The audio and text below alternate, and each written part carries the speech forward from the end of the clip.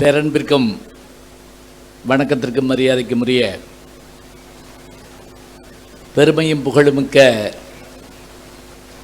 விருதுநகர் மாவட்டத்தின் ஆட்சித் தலைவராக, அப்படி கூட சொல்லக்கூடாது, மக்கள் தலைவராக என்ற ஒரு வார்த்தையை சொன்னால் அது சிறப்பாக இருக்கும். பெருமை சேர்த்து கொண்டிருக்கின்ற ஐயா மாவட்ட ஆட்சித்தலைவர் அவர்களுக்கு என்னுடைய முதல் வணக்கத்தை மகிழ்வோடு தெரிவித்து, முதல் புத்தக திருவிழா விருதுநகர்னு சொல்கிறாங்க. என்னால் அவ்வளோவா நம்ப முடியல, சும்மா ஏமாத்துறாங்க போட்டிருக்கு அப்படின்னு எனக்கு தோணுது. ஏன் அப்படின்னு கேட்டால், 10 வருஷம் நடத்தினா கூட இப்படி நடத்த முடியாது எனக்கு தெரிஞ்சு. கைதட்டு பத்தாது, சும்மா உட்காந்துருக்கீங்களா, கைதட்டுங்க. இந்த அங்கெல்லாம் கைதட்டல. சினிமாவில் முகம் தெரியாத ஆளு கைதட்டுறோம், இங்கே எல்லாரும் முகம் தெரிஞ்சவங்க. இப்போ நீங்கள் நல்லா கைதட்டலாம். ஐயா, இந்த கைதட்டுறப்ப லேசாங்க திருப்பிங்க கேமராவை, அப்போ தான் மக்கள் சந்தோஷமாக இருக்காங்கன்னு பார்த்துக்கிட்டு இருக்கவங்களுக்கு தெரியும். லைவ் போயிட்டு இருக்கா? சரி, போனால் நல்லது. இப்போ நீங்கள் தயாராக இருக்கணும். எதுக்காகன்னா, பேசுகிறத கேட்குறது சாதாரணம் இல்லை, ஏதோ வந்தோம் உட்காந்துருந்தோம் இல்லை. எனக்கு பேச தெரிஞ்ச நாட்கள் இருந்து நான் விருதுநகருக்கு வந்துகிட்டு இருக்கேன். நான் இப்போ உள்ள நுழையிறப்ப என்ன நினச்சேன்னா, திருப்பி மாரியம் கோயில் விழா ஆரம்பிச்சிட்டாங்க போட்டிருக்கு. எங்கே பார்த்தாலும் டியூப்லைட் போட்டுக்கிட்டு இருக்காங்க. கரகாட்டம் நடக்கும்போது நினச்சா, புத்தக திருவிழாவை ஒரு ஒளி மிகுந்த திருவிழாவாக மாற்ற நம்முடைய மாவட்ட ஆட்சித்தலைவர் ஒருவரால் தான் முடியும் என்பதை நான் பார்த்து மகிழ்ந்தேன். பெருமைக்காக சொல்லலைங்க. ஒரு வாரத்துக்கு முதல்ல எனக்கு ஒரு தொலைபேசி, வழக்கமாக எல்லாரும் பேசுவாங்க இல்லையா, அது மாதிரி வணக்கம் அப்படின்னு நான் சொன்ன உடனே, நான் தான் விருதுநகர் மாவட்ட ஆட்சித்தலைவர் பேசுகிறேன் அப்படிங்கிறாருங்க தொலைபேசியில் என்கிட்ட. நான் அவரை முன்ன பின்ன சந்தித்ததில்லை, தினசரி பேப்பரில் பார்ப்பேன். ஏதாவது ஒரு நிகழ்ச்சி மாணவர்களோடையோ மற்றவர்களோடையோ ஃபோட்டோவில் பார்த்துருக்கேன். நான் தான் விருதுநகர் மாவட்ட ஆட்சித்தலைவர் மேகநாத் ரெட்டி பேசுகிறேன். சார் என்ன சார் சொல்லுங்கள் சார், ஏன்னா நான் நேரடியாக இப்படி யாரும் பேசி நான் கேட்டதில்லை, சொல்லுங்கள் சார்ன்னு. புத்தக திருவிழாவுக்கு வந்திருக்கேன். என்னங்க அவர் வீட்டு கல்யாணத்துக்கு கூப்பிட்ட மாதிரி கூப்பிட்டாருங்க. எனக்கு உண்மையில நான் மெய்சில் எடுத்து போனேன். இது நான் எதுக்கு சொல்றேன் தெரியுங்களா? இன்னைக்கு இன்னொரு முக்கியமான வேலை இருந்துச்சு எனக்கு. என்னன்னு கேட்டிங்கன்னா, இன்னைக்கு சென்னையில் நான் நடித்த டிஎஸ்பின்னு ஒரு படம், காவல்துறை படம் தான், டிஎஸ்பின்னு படம். ஹீரோ யாருன்னு கேட்டால் விஜய் சேதுபதி, ஹீரோயின் யாருன்னு கேட்டால் அனுகிருத்திகான்னு ஒரு புதுமுகம். அவங்க வந்து மிஸ் இந்தியா பட்டம் பெற்றவங்க. அப்படின்னா நான் தானே அப்பாவாக இருக்க முடியும்? யோசிச்சு பாருங்க. சும்மா சொல்றேன்னு நினைக்கப்படாது. இன்னைக்கு அந்த வெளியீடு என்னுடைய இனிய நண்பர் பத்மஸ்ரீ கமலஹாசன் வெளியிடுறாரு. அந்த ஆடியோ கேசட் வெளியீடு சென்னையில் நடக்குது. நான் அவங்கள்ட்ட என்ன சொல்லி கேட்டுருந்தீங்களா? எங்கள் கலெக்டர் கூப்பிட்டுருக்காரு, நான் போகணும்,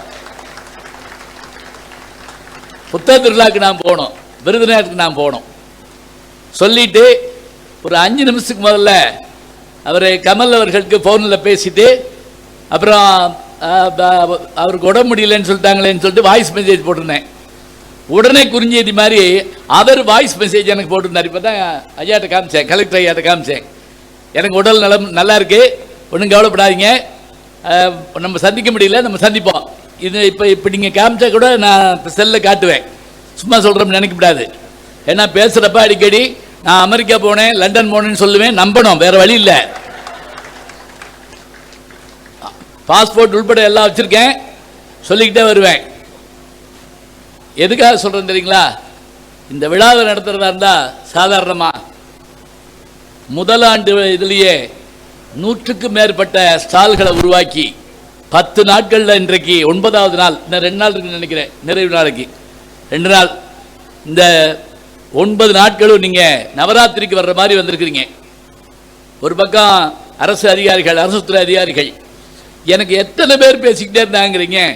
வட்டாட்சியர் பேசுகிறாரு, துணை ஆட்சியர் பேசுகிறார், திருவாசகம் பேசுகிறாரு, ராதாகிருஷ்ணன் பேசுகிறாங்க, மாரிச்செல்வி பேசுகிறாங்க. இதில் பலர் என்னுடைய மாணவர்கள். அதான் எனக்கு பெரிய, அதான் சொன்னார்ல ஐயா, நம்முடைய காவல்துறை அதிகாரி மணிவண்ணன் ஐயா அவர்கள் சொன்ன மாதிரி, யார் மேலேயாவது மோதுனா பாருங்க, அவங்க ஸ்டைலில் சொல்கிறாங்க பாருங்க, மோதுனா யாரையாவது சந்திச்சாலும் நம்ம சொல்லுவோம் அவங்க துறை எப்படிப்பட்ட துறை, மோதினா தான் சரியா மோதிப்பார் அப்படிமாம்ல, அது மாதிரி அவங்க எங்கள் மாணவர்களாக இருப்பாங்கன்னாங்க. இங்கே மாரிராஜ் வந்திருக்காரு, என்னுடைய மாணவர் தான். ஷீலா ராணி வந்திருக்காங்க, என்னுடைய மாணவி தான். அதே போல் நூல் வெளியீடு செய்தோம். இப்போ அந்த நெசவாளர்களை பற்றிய அருமையான நூல்.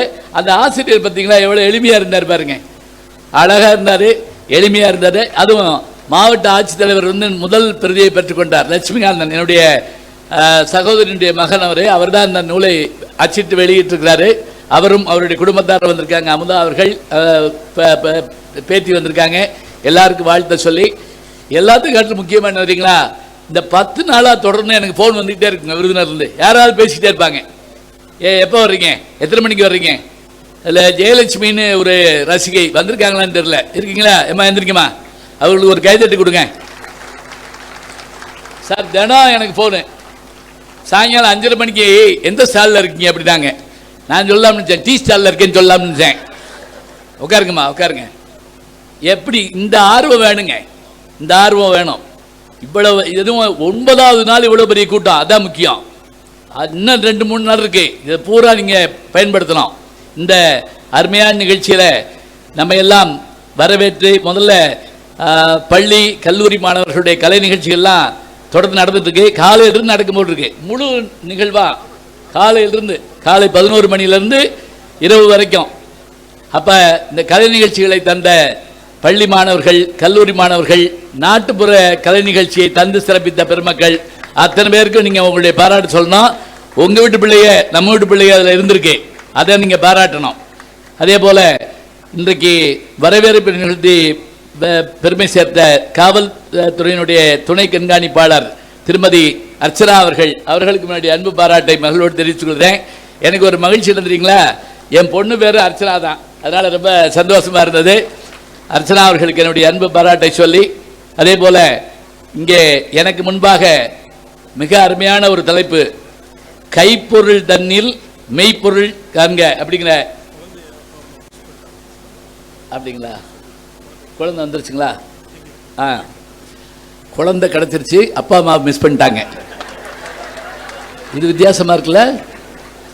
வழக்கமாக குழந்தை மிஸ் பண்ணிட்டாங்க, அப்பா அம்மா தேடிட்டு வந்து சொல்லுவாங்க.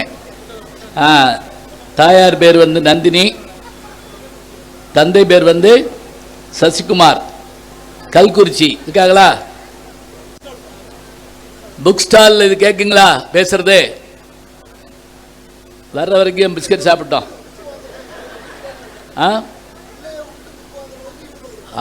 சாரை பாருங்க, பிள்ளையை விட்டுட்டு புத்தகம் வாங்கிட்டு இருக்காங்கன்னா எவ்வளவு ஈடுபாடு இருக்கு அவங்களுக்கு. அருமை சார், இதான் கவிஞருக்குரிய வார்த்தை.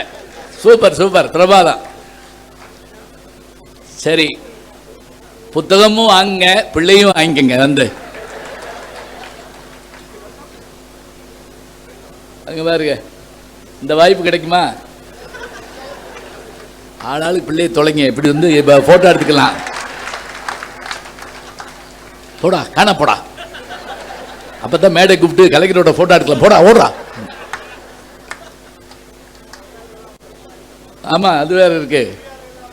பெரிய ஆளுகள், ஆமா பெரிய ஆளு காணா போக மாட்டாங்கல்ல. எனக்கு முன்பாக பேசிய ஐயா மணிவண்ணன் அவர்கள், அவர் பாருங்க, உடலுக்கு உயிர் காவல் அப்படிம்பாங்க. எனக்கு தெரிஞ்சு தமிழுக்கு காவல் ஐயா மணிவண்ணன் போன்றவர்கள். மணிவண்ணன்கிற பேரே அற்புதமான சொல்லு. திருமாலுடைய 12 திருநாமங்கள்ல ஒரு பேரு. அந்த மணிவண்ணன்கிற ஒரு வார்த்தையே அருமையா இருக்கும். எந்த இடத்துல வரும் அப்படின்னு கேட்டீங்கன்னா, திருமணிசை ஆழ்வாருடைய அந்த சீடன் கணிகண்ணன் போகின்றான் காமரு பூங்கச்சி, மணிவண்ணா நீ கிடைக்க வேண்டா துணி உடனே சென்னா புலவன் யான் செல்கின்றேன், நீ முந்தன் பைனாக பாய் சுருட்டிக்கொள். இப்போ நான் ஞாபகம் வந்தாங்களா? அப்பா அம்மா வந்தாங்களா? பார்க்க போறீங்களா? சரி. இப்போ நான் பேசிட்டு வர்றப்ப இது கூட ஒரு பரிசு அறிவிக்கலாம் சார். எப்படின்னா, அவர் எத்தனை புஸ்தகம் சொன்னார், எத்தனை பாட்டு சொன்னார் அப்படிங்கிறதெல்லாம் சொன்னீங்கன்னா அதுக்கு நாங்கள் வந்து ஒரு பரிசு கொடுப்போம்னு சொல்லலாம். ஏன் தெரியுமா? சும்மா வந்து உட்கார்ந்துருக்க கூடாது.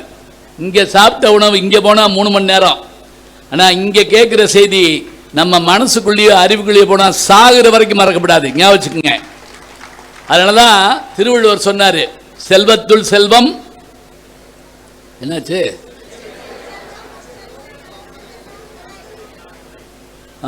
தேசிய கீதம் பாடுற மாதிரி செய்யக்கூடாது. தேசிய கீதம் என்ன செய்யும் தெரியுமா? மொத்தமாக பாடுவோம். ஏன்னா மொத்தமாக முழுசாக பல பேருக்கு தெரியாது. சில பேர் கடைசியில் வந்து சேர்ந்துக்குவாங்க தெரியுமா? ஜெயகே வருவாங்க. செல்வத்துள் செல்வம்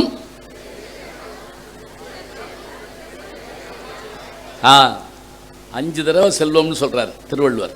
செல்வத்துள் செல்வம், செவிச்செல்வம், அச்செல்வம், செல்வத்துள் எல்லாம் தலை. ஏன் 5 தடவை சொல்றாரு? 7 சொல்லுதாங்க இருக்கு, அதனால 5 அப்படி இல்லை. 7 சொல்லியும் 5 தடவை செல்வம்னு சொல்ல காரணம், மெய், வாய், கண், மூக்கு, செவி, 5 செல்வத்தை நுகர்றோம். எப்படி நுகர்றோம்? மெய் இந்தா சட்டை, இந்தா பிரேஸ்லெட்டு, இதெல்லாம் செல்வத்தை நுகர்றோம். வாய் தின்னே தீத்து விடுறோம். கண்ணு பார்க்காத சீரியல் கிடையாது. அதே மாதிரி நுகராத நறுமண பொருள் இல்லை. இவையெல்லாம் ஒரு காலத்தில் இல்லாமல் போயிருமா.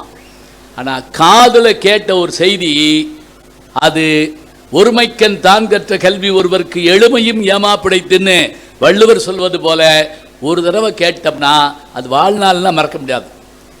எனக்கு என்ன ஆச்சரியம்னு, என்னை வரவேற்க வந்த துணையாட்சியர் திருவாசக அவர்கள், நான் 96, 97களில் கவிப்பேரரசு வைரமுத்தோட ஒரு கூட்டத்தில் பேசுகிறப்ப நான் என்ன பேசுகிறனோ அதை அப்படியே எனக்கு சொன்னாருங்க. எங்கே இருக்கார்? இந்த இருக்கார் திருவாசகம். ரொம்ப பேருக்கு ஏற்றபடியாக எனக்கு ரொம்ப மகிழ்ச்சியாக இருந்தது. அப்படியே திருப்பி சொன்னார். அது இதுக்கு பேர் வந்துறீங்களா? வடமொழியில் ஏகசந்த கிராதின்னு பேர். ஏகசந்த கிராதின்னா ஒன்றும் பயந்துடாதீங்க. சில பேர் கொஞ்சம் புரியலன்னா வெறும் செல் எடுத்து அப்படியா அப்படின்னு கிளம்பிடுவாங்க. அப்படிலாம் போகக்கூடாது. உட்காந்து கேட்கணும். ஏகம் 1, அந்த சந்த பாடலை ஏகசந்தம் கிராதி கிரகித்தல். எப்படி கிரகிக்கணும் அப்படின்னா, ஒரு தடவை காதில் கேட்டாச்சுன்னா அதை திருப்பி அப்படியே திருப்பி சொல்கிற ஆற்றல் இருக்கணும்.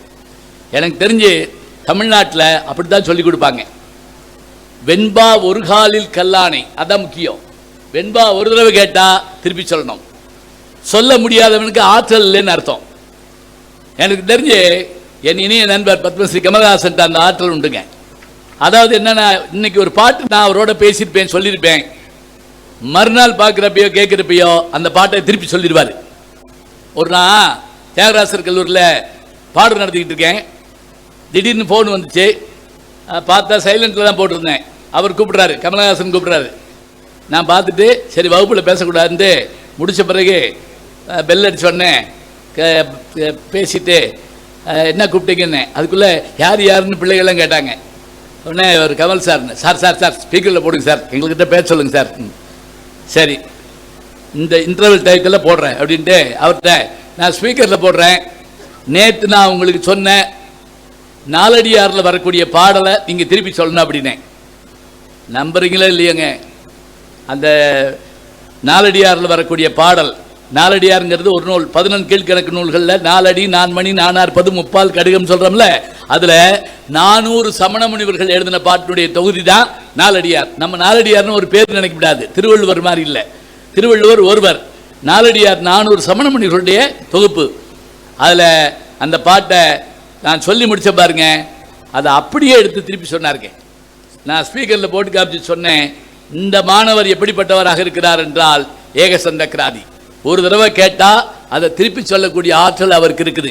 நீங்கள் அப்படி இருக்க வேண்டும். ஒரு தடவை கேட்டால் போதுங்க. எப்படி பழகிறோம் தெரியுமா? மேடையில் இருக்கக்கூடிய பெருமக்கள் எல்லாருக்கும் தெரியும். ஐயா நன்றி சொல்லக்கூடிய நூலகர் ஐயா இருக்காங்க, அவர்களுக்கும் தெரியும். முன்னெல்லாம் கடைக்கு போகிறப்ப அம்மா என்னை அனுப்புகிறாங்கன்னு வச்சுக்கங்களேன். எங்கள் அம்மா என்னை கடைக்கு அனுப்புகிறப்ப எழுதி கொடுக்க மாட்டாங்க, வேற ஒன்றும் செய்ய மாட்டாங்க, சொல்லி விடுவாங்க. 4 நாள் கடுகு, 4 நாள் தீப்பெட்டி, 4 நாளுக்கு இது, 4 நாளுக்கு இது.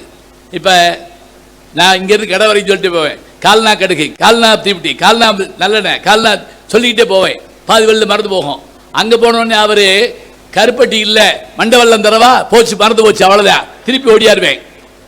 இப்படி ஓடிட்டு ஓடிட்டு ஓடியாருந்தல்லங்க. இது எனக்கு ஒரு பயிற்சியாக இருந்தது.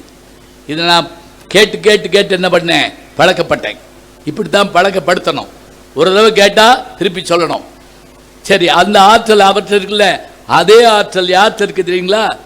இப்போ இன்னைக்கு நான் பார்த்தது, இன்னைக்கு நான் சொன்ன பாருங்க, இந்த டிஎஸ்பி படத்தினுடைய ஹீரோ விஜய் சேதுபதி. அதில் வரக்கூடிய ஒரு பாட்டு, ஒரு நல்லா இருமான்னு ஒரு பாட்டு, அது கூட யூடியூப்பில் பார்த்துருப்பீங்க. 3 நாளாக பாண்டிச்சேரியில் ஷூட்டிங்கு, இரவு பகலில் நடக்குது. நைட்டு 2 மணி திடீர்னு விஜய் சேதுபதி என்கிட்ட வந்து, ஐயா இப்படி உட்காருங்க, நான் இது வரைக்கும் கேட்காத திருக்குறள் ஒன்று எனக்கு சொல்லுங்க அப்படின்னாரு. கேட்டவர் விஜய் சேதுபதி. நான் தான் சொல்ல போகிறேன், இது வரைக்கும் நான் கேட்காத திருக்குறளாக இருக்கணும், இதுதான் கண்டிஷன். இப்போ நம்ம யாராவது திருக்குறள் அப்படின்னு ஒன்று என்ன செய்வோம் தெரியுமா? ஆரம்பம் எழுதலாம், அதிபன் மட்டும் டக்குன்னு முடிப்போம். பாரதியார் ஓடி விளையாடு பாப்பா, உட்காந்துட்டு பாப்பா, இவ்வளோ சொல்லுவோம். தெரியாத பாட்டை சொல்ல தெரியணும். அதுக்கு தானங்க இங்கே வர்றான். எது கூட்டத்துக்கு வர்றான்? சித்திரமும் கைப்பழக்கம், செந்தமிழும் நாப்பழக்கம், வைத்ததொரு கல்வி மனப்பழக்கம், நித்தம் நடையும் நடைப்பழக்கம், நட்பும் தயையும் கொடையும் பிறவிக்குடம். அவையார் பாட்டு. 4 பழகுனா வந்துடும், 3 பாரம்பரியமாக வரணும். ஞாபகம் வச்சுக்கோங்க, 4 பழகுனா வந்துடும். என்னென்ன ட்ரைனிங்கில் வந்துடும். சித்திரம் படம் போட்டு பாட்டு பாருங்க வந்துடும். செந்தமிழ் பேசி பேசி பாருங்க வந்துடும். செல்ல பேசினா வராது, பில்லு தான் வரும். மைக்கிலேயோ மற்றலையோ பேசணும். செந்தமிழும் நாப்பழக்கம், வைத்ததொரு கல்வி மனப்பழக்கம். அப்படின்னா என்ன அர்த்தம்? மனப்பாடம் பண்ணி பண்ணி பண்ணி பண்ணி பார்த்தா வந்துடும். இன்னைக்கு பலர் ஒத்துக்கிற மாட்டேங்கிறாங்க. மனப்பாட கல்வி தேவையில்லைங்கிறாங்க. நான் அதை ஒத்துக்கிறவே மாட்டேங்க. மனப்பாட கல்வி இல்லாம எப்படி மேடையில் பேச முடியும்? இப்போ நீ ராமாயணம் பேச கூப்பிடுறீங்க, நான் உடனே ராமாயணத்தினுடைய பாலகாண்டம் தொடங்கி யுத்தகாண்டம் வரைக்கும் 6 காண்டத்தையும் கொண்டு வந்து இப்படி அடுக்கி, ராமன் இந்த வர்றேன், சீதை இந்த வர்றேன், நீங்க என்ன சொல்லி இந்த வர்றேன் அப்படின்னு நீங்க போயிருவீங்க. சொல்ல தெரியணுங்க, உள்ள வாங்கியிருக்கணும். ராமன் முன்னாடி போறாரு, பின்னாடி சீதை போறா, அடுத்து இலக்குவன் போறான். அப்படி போறப்ப சூரிய வெளிச்சம் ராமன் மேல பட்டு அவன் கருப்புனால அப்படியே மிளிருது. கருப்புல டார்ச் அடிச்சோம்னா அது என்ன ஆகும்? ஒளி அப்படியே பிரகாசிக்கும். இப்ப ராமன் மேல அந்த இது படுது, பட்ட உடனே சூரிய வெளிச்சம் பட்ட உடனே மின்றான் ராமன். அவன் பின்னாடி சீதை போறான், அடுத்து இலக்குவன் போறான். இந்த பாட்டை கம்பன் அழகா சொல்றான். அப்படின்னு சொல்லி பாட்டை நான் வாச்சேன்னு வச்சுக்கங்க, நல்லாவா இருக்கும்? நான் சொல்றேன் கேட்குறீங்களா? வெய்யோ நொழி தன்மேனியில் விரிசோதியில் மறைய பொய்யோ எனும் இடையாளோடும் இளையானோடும் போனான் மையோ மரகதமோ மரிகடலோ மலைமுகிலோ ஐயோ இவன் வடிவென்பது ஒரு அழியா அழகுடையான். கைதட்டு வைங்க நினைச்சேன். இது பாட்டு கடைசி வரி இல்லை, நானா சேர்த்துக்கிட்டது. மெய் மருந்து உட்கார்ந்துருக்க கூடாது, ஞாபகம் வச்சுங்க, ரயில விட்டுருவீங்க. வெய்யோன், வெய்யோன் யாரு? சூரியன். வெய்யோன் ஒளி தன்மேனியில் விரிசோதியில் மறைய பொய்யோ எனும் இடையால். பொய்யோ எனும் இடையால் யாரு? சீதை. அவளுக்கு இடை இருக்குன்னு சொன்னா பொய்யா. அப்படின்னா இடை இல்லாத உயர்வு நவர்ச்சி. உயர்வு நவர்ச்சி என்னறீங்களா? சாதாரணமா இருக்கிறத மிகைப்படுத்தி சொல்லணும். இப்ப சினிமாவே அதானுங்க. கதாநாயகன் அடிக்கிறதுக்குள்ளேயே விழுகிறாங்க. இந்தியில அடிச்சுதான் விழுவாங்க. இப்ப கதாநாயகன் ரூம்குள்ள போறாரு, அவங்க ஜன்னல் வழியை விழுகிறாங்க. இதுக்கு பேர சண்டையாது இல்லை. அப்ப மிகைப்படுத்துதல். வெய்யோ அவளுக்கு இடைங்கிறது இல்லைங்கிற மாதிரி. பொய்யோ எனும் இடையாளோடும் இளையான் யாரு? ப்ரோ இன்னைக்கு சொல்றோம்ல, தம்பி, இளையானோடும் போனான். சொல்லிட்டு இவனுடைய உடம்பு கருப்பு எப்படிப்பட்ட கருப்பு? மையோ மரகதமோ மரிகடலோ மலைமுகிலோ, எத்தனை வார்த்தைங்க. கம்பனை சக்கரவர்த்திங்கிறாங்க. சிற்றரசன் பேரரசன் சொல்லையே சக்கரவர்த்தி. அதெல்லாம் படிச்சதுனால கண்ணதாசன் அப்படி பாடினாரு, அழகா சொன்னார்ல. ஐயா எத்தனை கண்ணதாசன் பாடி சொன்னாரு, எங்க இருந்து எடுத்தது அதையும் சொன்னார் பாருங்க. சீவக சிந்தாமணியில அப்படி ஒரு கோப்பை அள்ளிக்கிட்டோம்னா போதுங்கிறாங்க. திருத்தக்கத்தேவர் எழுதுனது சீவக சிந்தாமணி. இப்ப இத பாருங்க, தண்ணி வாட்டர் சோர்ஸ் அது சொல்றோம். அதாவது நீர் பொருள் ஒன்று, திரவ பொருள் ஒன்று, திடப்பொருள் ஒன்று. திரவமும் திடமும் இல்லாத ஒரு பொருள் என்னன்னு பார்த்தீங்கன்னா மையோ. அப்படின்னா கண்ணுக்கு போடுற மை இருக்குல்ல, அது சாலிடா லிக்யூடா ரெண்டும் இல்லை. அது ஒரு மசுமா இருக்கும்படியே மை. அப்ப அவன் மையா இல்லை, மரகதமா திடப்பொருள் இல்லை, மழை மிகிலா தண்ணீர் இல்லை.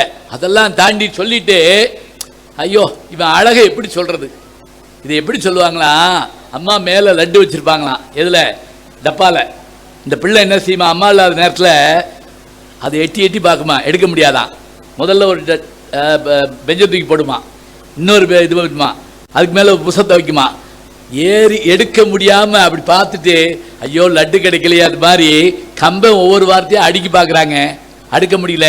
மையோ மரகதமோ மலைமுகிலோ சொல்லிட்டு ஐயோ ஐயோ எனக்கே வார்த்தை, கம்பனுக்கே வார்த்தை கிடைக்கலன்னா தமிழ் எவ்வளவு ஆழம், எவ்வளவு நீளம், எவ்வளவு அகலம்.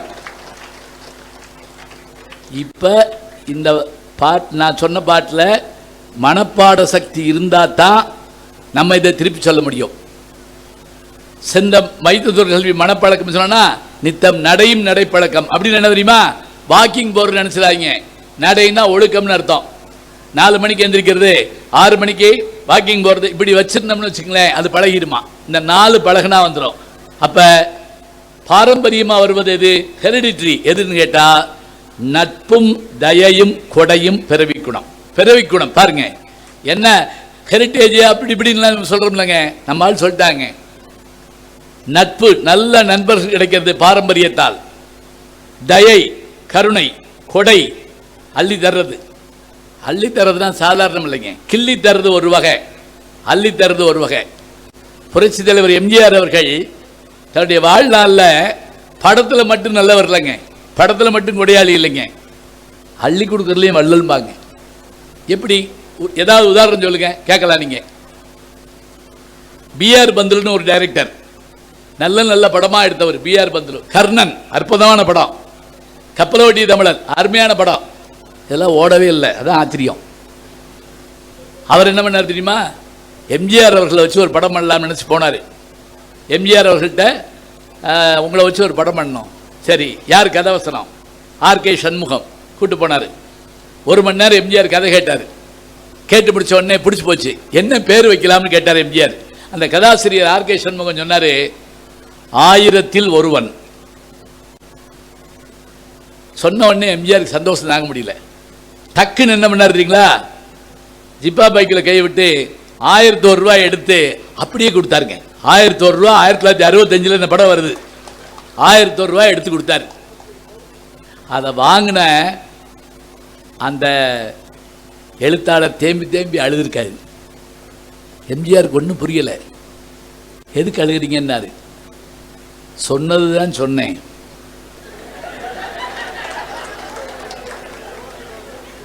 லட்சத்தில் ஒருவன் கோடியில் ஒருவன் சொல்லியிருந்தேன்னா அள்ளி கொடுத்துருக்க மாட்டீங்களா, அப்படியே கட்டி பிடிச்சிக்கிட்டாருங்க. இதுதான் தமிழ், ஞாபகம் வச்சுக்கோங்க, இது தமிழ். எதுக்கு இப்போ நம்ம இலக்கியத்தை எதுக்கு படிக்கணும், எதுக்கு படிக்கணும், ப்ரமோஷனுக்கா, இன்சென்டிவ்க்கா? இல்லைங்க, அனுபவிக்க அது வேணும். இவ்வளோ பெரிய கூட்டம் இங்கே வந்திருக்கீங்கன்னு சொன்னால் எல்லாத்தையும் ஒரு வகையான ரசனை இருக்குங்க. சாப்பாட்டே ரசித்து சாப்பிட்டா தாங்க நல்லா இருக்கும். மண் அள்ளி போடுற மாதிரி போடக்கூடாது. சில பேரில் அம்மா இந்த ஜேசிபி மண்ணள்ளி போடும்ல, அதில் சில பேர் இந்த சாப்பாட்டை உருண்டியாக உருட்டி மேல் நோக்கி எறிவாங்க. நியூட்டன் விதி தோற்று போகும் தெரியுமா உங்களுக்கு? நியூட்டன் விதி என்ன, எல்லாம் மேலேருந்து கீழே வரும், இது மட்டும் கீழே இருந்து மேலே போகும். நீங்கள் கல்யாண வீடுகளில் சில பேர் சாப்பிட்றத பார்த்துருக்கீங்களா, நம்ம இலைக்கு வந்துடுவானு பயமாக இருக்கும். எல்லை மீறிய பயங்கரவாதம்ங்கிறாங்கல்ல, இது எல்லை மீறிய பயங்கரவாதம். அள்ளி அடிச்சுக்கிட்டு பா, ரசித்து சாப்பிடணும், ருசிச்சு சாப்பிடணும். நல்லா இருக்கு, அருமையாக இருக்குது, பிரமாதமாக இருக்குது. அது மட்டும் இல்லைங்க, வீட்டில் கேட்டாங்கன்னா சொல்லணும். ஒரு அம்மா பக்கத்து வீட்டுக்கார அம்மாட்ட கேட்டுச்சு, உங்கள் வீட்டுக்காரி எதை விரும்பி சாப்பிடுவார், எதை போட்டாலும் திங்கும், அது திங்குமா? அதுன்னா என்ன அர்த்தம்? அகிரிணை. ஏன் ரசனை, இசை கேட்டு மகளனுங்க. நாதஸ்வரம் வாசிக்கிறதுல அவருக்கு இணை அவர் தான் சொல்லுவாங்க. திருவாவூர் ராஜரத்னம் பிள்ளை நாதஸ்வரம் வாசிச்சார்னா அப்படி இருக்கும். அவர் தான் முதல்ல உட்கார்ந்து வாசிக்க ஆரம்பித்தாருங்க. அதுக்கு முதல்ல அவங்க நின்றுட்டு தான் வாசிக்க வச்சாங்க, அந்த கலைஞர்களை உட்கார்ந்து வாசிக்க வச்சார். சட்டை போடுவார், அதுக்கு மேலே சட்டை போட முடியாது ஐயா சொல்கிறாங்க. அவரை கூட்டிகிட்டு வரது கஷ்டம். ஏன்னா பெருந்தொகை கொடுக்கறது மட்டும் இல்லைங்க, மகா கலைஞன், வித்யா கர்வம் உண்டு. ஒரு கூட்டத்துக்கு வந்திருக்கார் தஞ்சாவூரில், பண்ணையார் வீட்டுக்கு கல்யாணம். எவ்வளவு நேரம் நடக்கும் தெரியுங்களா? 4 மணி நேரம் நடக்கும். அதை விட்டு நான் கூட கேட்டேன், என்னை பட்டிமன்றத்தை கூட கூப்பிட்டுருக்கலாமே, ஒரு 4 மணி நேரம் பேசிட்டு போனேன் அப்படின்னேன். பரவாயில்ல, வாய்ப்பு இல்லை, அடுத்த தடவை கூப்பிடுங்க. இப்போ அவர் வாசிக்க ஆரம்பிச்சாருங்க. தோடி ராகம் வாசிச்சாருன்னா அப்படி இருக்குமா? கண்ணாசன் கேட்பாரு, தோடி உன் குழலில் மட்டும் எப்படி ஓடி வருகிறது அப்படின்னு கேட்பாரு. உன் குழலில் மட்டும் எப்படி ஓடி வருகிறது? அதான் தில்லானா மோனாம்பல்ல வசனமாக வச்சுருப்பாங்க தெரியுமா உங்களுக்கு? மனோரமா கேட்பாங்கல்ல, ஏன் உங்கள் நாயனத்தில் தான் இப்படி வருதா, யார் நாயனத்தில் வாசிச்சாலும் இப்படி வருமா கேட்பாங்கல்ல, அது அந்த பாட்டு தான் வாசிக்கிறாருங்க. மைக் கிடையாது, ஞாபகம் வச்சுக்கோங்க. மைக் இல்லை, லைட் கிடையாது. பக்கத்தில் ஒருத்தன் தலையில் லைட்டை தூக்கிட்டு ஒரு வயசான ஆள் நிற்கிறாங்க. கேஸ் லைட்டு தலையில் நின்றுக்கிட்டு இருக்காங்க. இவர் வாசிக்கிறாரு. 4 மணி நேரம் போகுதுங்க. அப்படி போகிறப்ப திடீர்னு ஒரு கமகத்தை போடுறாரு அப்படிங்கிறாரு.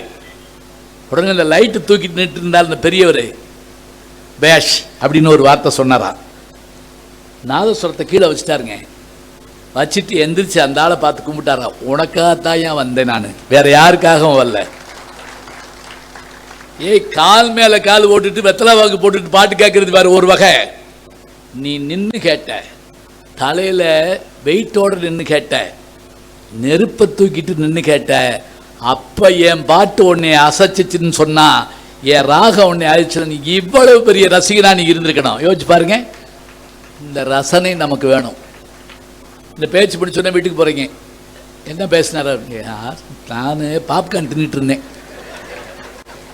அதுக்குள்ளே ஜூஸ் தீர்ந்து வச்சு, அப்புறம் காப்பியை குடிச்சுட்டு இதுவா இல்லைங்க. செவிச்சுவைனா என்ன விளையாட்டா? நாச்சுவைங்கிறது எவ்வளோ பெரிய விஷயம். சரி இருக்கட்டும், நான் எங்கே ஒரு இடத்துல விட்டுட்டு வந்தேன் உங்களை. நீங்கள் எங்கன்னா நீங்கள் ஞாபகம் இல்லைன்னு நினைக்கிறேன் உங்களுக்கு. யார்? ஐயா சூப்பர்யா, பிரமாதங்க, ரொம்ப நன்றியா. விஜய் சேதுபதி திருக்குறள் கேட்டார், ஞாபகம் இருக்கா? அருமை அருமை, அற்புதம். அப்படி கரெக்டாக இருக்கணும். இல்லை இதெல்லாம் இது நான் உங்களை சொல்லுவேன்யா ஒரு கூட்டத்தில். இது ஒரு சந்தோஷம். ஏன் தெரியுங்களா? நம்மை நினைவு கொள்கிறவர்கள் மாதிரி அவர்களை நாம் நினைவு கொள்ள வேண்டும். திருநெல்வேலியில் 1:30 மணிக்கு பட்டிமன்றம் முடியுது நைட்டு. பேசி முடிச்சோன்னே எல்லாரும் வந்து கை கொடுக்குறாங்க. ஒரு பெரியவர் கையில் மஞ்சப்பை வச்சுருந்தார், 85 வயசு இருக்கான். அதை கொண்டு வந்து என் முன்னாடி இப்படி ஆட்டினார். காய்கறி வாங்கிட்டு சொன்னாங்க. வேற திருவழியாக நான் போயிருக்கலாம். மணி 1:30. நீ எந்த கடை திறந்திருக்கான்? நான் அவர் என்னை திட்டுறாருன்னு நினச்சிக்கிட்டு இருந்தேங்க. சொல்கிறாரு, காய்கறி நாளைக்கு வாங்கலாமியா, இந்த தமிழ் நாளைக்கு கிடைக்குமா அப்படின்னாரு. இதை 2 வருஷம் கழிச்சு நெல்லையில் ஆணி பெருவிழாவில் பேசுகிறப்ப இப்படி ஒரு பெரியவர் கேட்டார் அப்படின்னு சொன்னேன். உள்ள இருந்து எந்திரிச்சு, அது நான் தான் அப்படின்னாரு. உன் சீரிழமை திறம் என்று செயல் மறந்து வாழ்த்துதுமேன்னு சொல்லி மனோன்மணியம் சுந்தரபிள்ளை சொல்றாருன்னா அந்தாங்க சீரிழமை. வயசுன்னா என்ன? வயசெல்லாம் ஒன்றும் கிடையாதுங்க. இந்த நேற்று ஒரு செய்தி படித்தேன். 99 வயசில் ஒருத்தர் புத்தகம் எழுதியிருக்காருங்க. 99 வயசில் 99 வயசில் முதல்ல புத்தகம் தெரியுமா? யோசிச்சு பாருங்க. நான் ஒரு தடவை வானொலி நிலையத்துக்கு போயிருந்தேன். ஒரு அம்மா ஜலதரங்கம் வாசிக்கிட்டு இருந்தாங்க. ஜலதரங்கம்னா தெரியுங்களா? கேள்விப்பட்டிருக்கீங்களா? ஜலதரங்கம்னா என்னன்னு தெரியுங்களா? இந்த கப்பு இருக்குல்ல, காப்பி கப்பு மாதிரி 7-8 கப்பு இருக்கும். அதில் தண்ணி வச்சுருப்பாங்க. அந்த தண்ணியில் ஒரு சின்ன இதை வச்சுக்கிட்டு டிங் டிங் டிங் டிங் டிங் டிங் அப்படி அப்படி இந்த சத்தம் கேட்கும். இதுக்கு பேர் ஜலதரங்கம். அந்த அம்மா ஆமாம், தண்ணி தெளிக்காமல் அந்த தண்ணி அளவு கூட குறைஞ்சா சுதி மாறி போகுமா. அந்த அம்மாவுக்கு வயசு 80. அதை அப்படி வாசிக்குதுங்க. நான் பார்த்து ஆச்சரியப்பட்டு சொன்னேன், என்ன ஆச்சரியம் அப்படின்னே. உடனே என் கூட இருக்கவர் கேட்டார், 80 வயசில் வாசிக்கிறாங்களே அதுவா ஆச்சரியம்னாரு. கிண்ணம் இருக்கிறது தெரியுதே அது ஆச்சரியம் அப்படின்னே. 80 வயசில் கிண்ணம் எங்கே இருக்குன்னு தெரியாமல் நம்ம உட்காந்தோம்னா, ஒரு அம்மா ஊசிக்கு நூல் கோர்த்துக்கிட்டு இருக்கு. ஒரு வயசான அம்மா கோர்த்துக்கிட்டே இருந்து கோர்க்க முடியல. அதுக்குள்ளே வீட்டுக்காரர் இருந்தார், வயசானவர். அவர் வீட்டுக்காரனா அப்படி தானே இருப்பார். அவர் வந்து சத்தம் போட்டிருக்காரு, என்ன கோர்க்கிறேன் கொண்டா. அவர் வாங்கி கோர்த்தார். அவரும் கோர்க்க முடியல. அதுக்குள்ள பேரை வந்து சத்தம் போட்டான், தாத்தா ஊசி கீழே விழுந்து 10 நிமிஷம் ஆச்சு அப்படின்னா. அந்த மாதிரி ஊசியில் கோர்த்துருக்கு, இந்த ஆளு விரல்ல கோர்த்துக்கிட்டே இருந்திருக்கான். சரி, நான் கேட்காத திருக்குறளா நீங்க சொல்லணும். சரி, நைட்டு 2 மணி நான் திருக்குறள் சொல்ல போறேன்னு சொன்னோடனே எல்லாரும் வந்து உட்காந்துக்கிட்டாங்க. அதுக்குள்ள டைரக்டர் பொன்னுரா முடியாந்தாரு, இங்கே இருங்க, ஒன்று நடிக்க வாங்க, இல்லாட்டி என்னை கேட்க விடுங்க, நீங்கள் தனியாக பேசக்கூடாது. நான் சொன்னேன், நான் உங்களுக்கு சொல்கிறேன், உட்காருங்க, ஒரு 5 நிமிஷம் உட்காருங்க சொல்லிட்டு அவர்கிட்ட ஒரு திருக்குறள் சொன்னேன். இப்போ நான் சொல்கிற திருக்குறள் நீங்கள் கேட்டிருந்தா பரவாயில்ல, கேட்கலனாலும் கேட்டுக்குங்க. திருவள்ளுவர் அன்பு சொல்லியிருக்காரு, அறம் சொல்லியிருக்காரு, எல்லாம் சொல்லியிருக்காருல. கோபம் ஏதாவது சொல்லியிருக்காரா? நிறைய சொல்லியிருக்காரு. கோபம் வந்தால் அவர் மாதிரி கோபம் யாருக்கு வராது, அப்படி கோபம் வரும். எப்படி கோபம் வரும்னு சொல்கிறேன். நம்ம உடம்புல உடைக்க முடியாத எலும்பு எது அப்படின்னு கேட்டால் இந்த தாடை எலும்பு தானா, இந்த இடத்துல இது. அதுதான் மண்டையோட கூட பார்த்தீங்கன்னா இந்த எலும்பு வேகாமல் நிற்கும், அப்படியே எரியாமல் நிற்கும், அப்படியே அவ்வளவு வலிமையான எலும்பு இந்த எலும்பு. ஆர்த்தோ டாக்டருக்கு தான் தெரியும், திருவள்ளுவருக்கு தெரிஞ்சிருக்கு. அதான் ஆச்சரியம். இந்த எலும்பை சொல்லிட்டு அவர் சொல்றாரு, சில பேர் செல்வம் வச்சிருப்பான், அள்ளி கொடுப்பான். சில பேர் ஒரு பைசா ஒருத்தருக்கு கொடுக்க மாட்டான். கொடுக்க மாட்டான் மட்டும் இல்லை, எச்சிக்கையில் காக்கா ஓட்ட மாட்டான். கேள்விப்பட்டிருக்கோம்ல, அப்படின்னா என்னன்னு தெரியுமா? எச்சிக்கையில் காக்கா ஓட்ட மாட்டான்னு என்னன்னா, சாப்பிட்டுட்டு இருக்கப்ப காக்கா வந்துச்சுன்னு வைங்களேன், எச்சிக்கையில் சூ அப்படின்னம்னா அதில் 2 பேருக்கு ஓடி போயிருமா. அதனால கையை கழுவிட்டு தான் வரட்டு வேணாம். ஒரு பணக்காரன் வீட்டு வாசலில் உட்கார்ந்து இருந்திருக்கான், அந்த பக்கமாக ஒரு பிச்சைக்காரன் போயிருக்கான். பார்த்தான், அவரையும் பார்த்தான், வீட்டையும் பார்த்தான். ஐயா கொஞ்சம் சோறு போடுங்க அப்படித்தான். சோறு இல்லை, போட. ஒரு ரூபா கொடுங்கயா, கிடையாது. ஒரு கிழிஞ்ச வயிற்று இருந்தால் கொடுங்கயா, இல்லை. அப்போ வாங்கய்யா பிச்சை எடுப்போம் அப்படின்னா. நான் கேட்குற எதுவுமே உன்கிட்ட கிடையாது, நீ ஏன் சேர் போட்டு உட்காந்துருக்க? இவன் யாரு? கொடுக்காதவன். இப்படி கொடுக்காத ஆட்கள்கிட்ட செல்வம் இருந்தா அதை எப்படி வாங்கணும்னு கேட்டா அவன் தாடை எலும்பு உடையிற மாதிரி அடிக்கணுமா. ஞாபகம் வச்சுக்கங்க, சொன்னது திருவள்ளுவர். நீங்க வாட்டி கலவரத்தை தூண்டான்னு என்னை சொல்லிவிட்டு போயிடாங்க. திருவள்ளுவர் சொல்றாரு, எப்படி அவன் கொடுக்க மாட்டான். பட்டுக்கோட்டை கல்யாண சுந்தர பாட்டு கேட்டிருப்பீங்க. வசதி படைச்சவன் தரமாட்டான், வயிறு பசிச்சவன் விடமாட்டான்.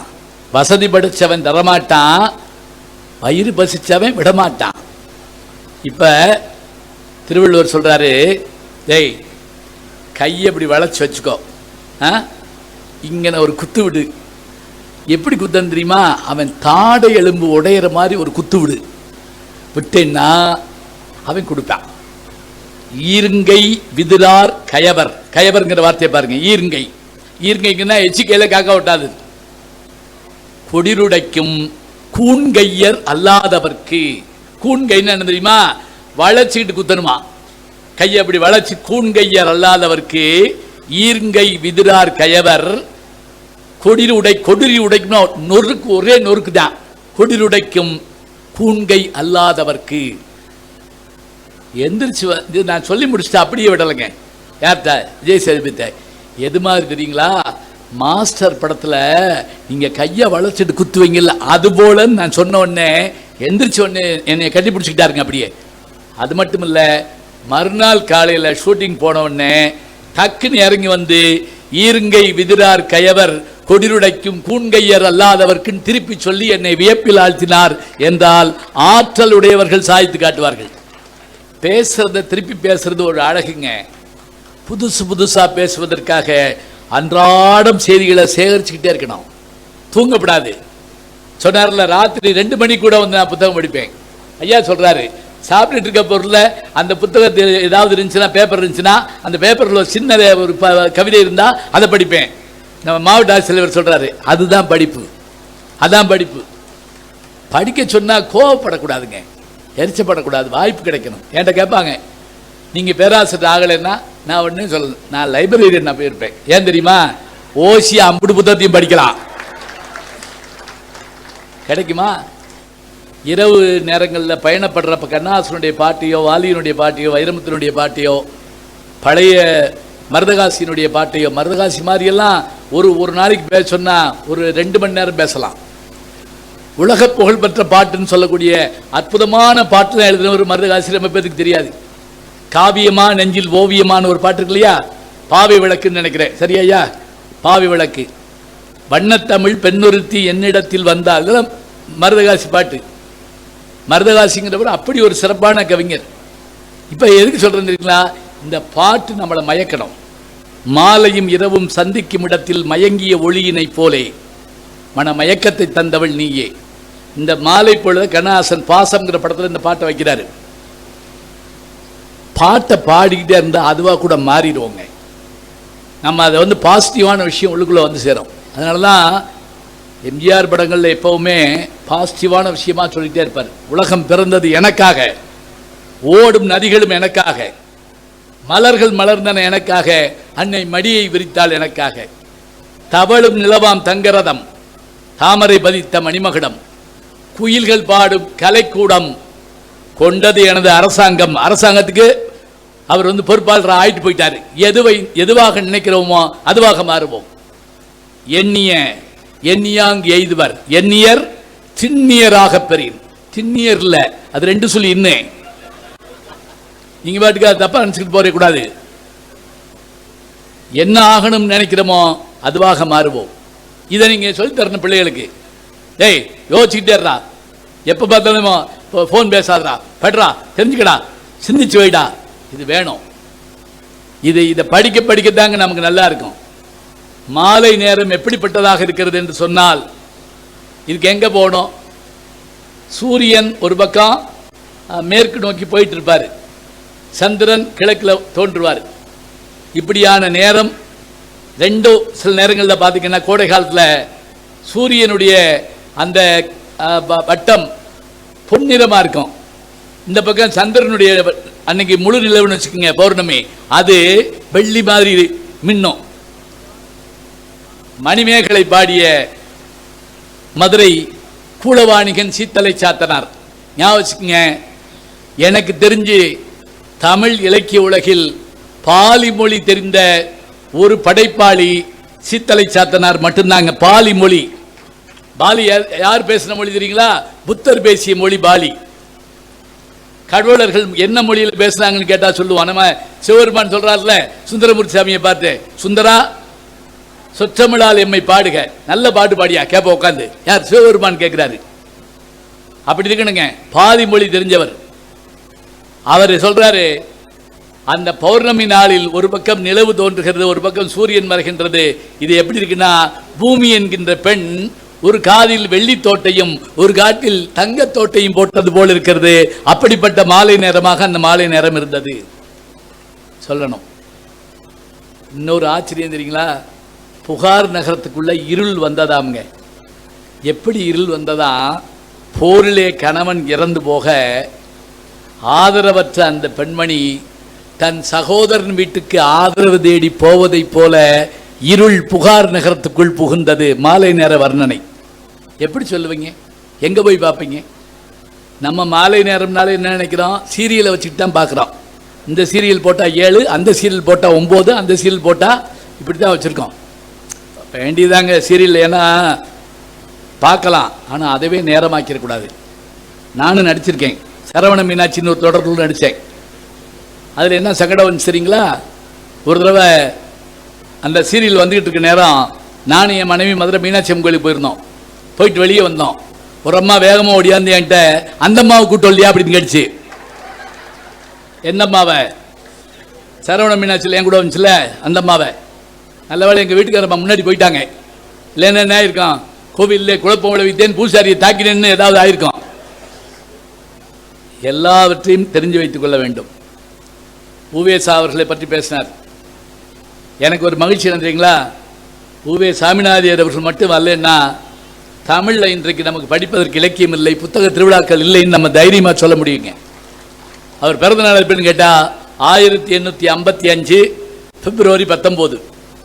எனக்கு ஒரு சந்தோஷம் என்னன்னா, நான் 1955 அக்டோபர் 19. எனக்கு அவருக்கு 100 வயசு தான் வித்தியாசம், அவ்வளோதான். நான் அவர் பெருமைக்காக சொல்லுங்க, ஒரு கால் துளி மண்ணளவு கூட நம்முடைய உழைப்பு இல்லை. ஆனாலும் கூட அந்த மனிதருடைய அந்த சிரமங்கள் எத்தனை கஷ்டப்பட்டு ஒரு விஷயத்தை தேடி எடுத்துருக்கணும்.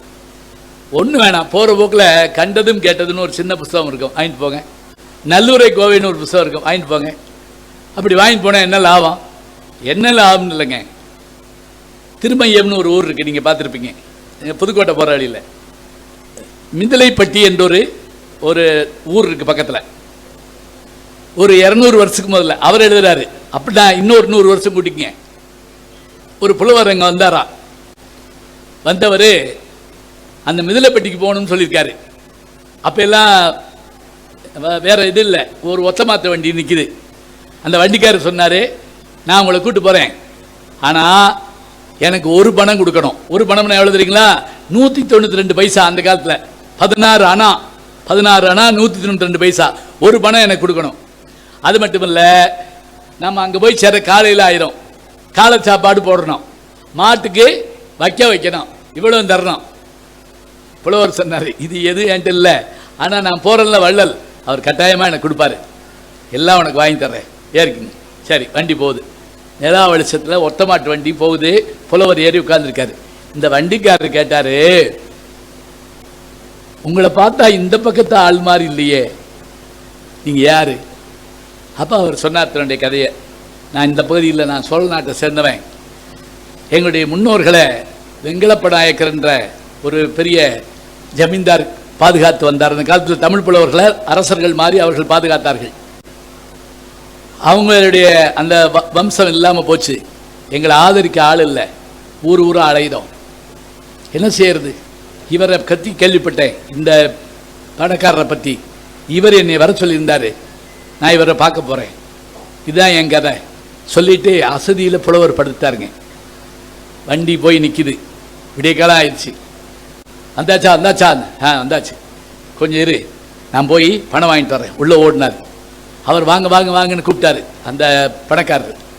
ஒன்றும் இல்லையா, வண்டிக்காரருக்கு ஒரு பணமும் அவர் காலை சாப்பாடும் போட்டு அந்த மாட்டுக்கு புல் வைக்கணும், செஞ்சிருவோம்.